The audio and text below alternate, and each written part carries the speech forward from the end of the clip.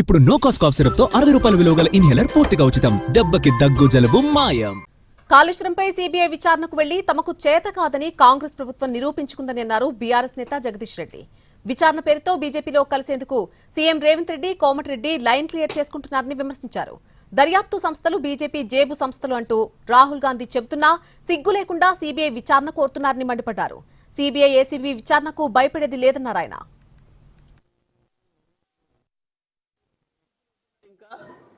మేము ఎస్ఎల్బీసీ పూర్తి చేస్తాం, మేము ఏందో చేస్తాం.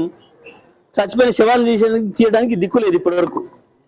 బహుశా ప్రపంచంలో ఏడ ఉండదు గింత సిగ్గుమాలిన, గింత చేతగాని గింత ప్రభుత్వం. చనిపోయిన శవాలు కూడా బయట ఇదలేని ప్రభుత్వం. సిబిఐకి ఇచ్చి ప్రధానమంత్రిని కలుస్తా అని. ఓకే, తప్పకుండా నువ్వు నీ ముఖ్యమంత్రి ఇద్దరు ప్రధానమంత్రి పార్టీలు చేరటోళ్ళు ఎప్పటికైనా మాకు తెలుసు ఆ సంగతి. ఓ దిక్కు మీ రాహుల్ గాంధీ ఏమో అక్కడ సిబిఐలు, ఈడీలు, ఐటీ డిపార్ట్మెంట్లు బీజేపీ ఫ్రంటల్ ఆర్గనైజేషన్ పనిచేస్తున్నాయి అని చెప్పి గుజరాత్లో మొత్తుకుంటున్నాడు. మా పోలీసు చేత కాదు, అందుకనే సిబిఐకి ఇస్తున్నామని చెప్పి సిగ్గు లేకుండా తీర్మానం చేసుకోండి. సిబిఐకే కాదు, ఎఫ్బిఐకి ఇచ్చుకోండి, కేజీబీకి ఇచ్చుకోండి.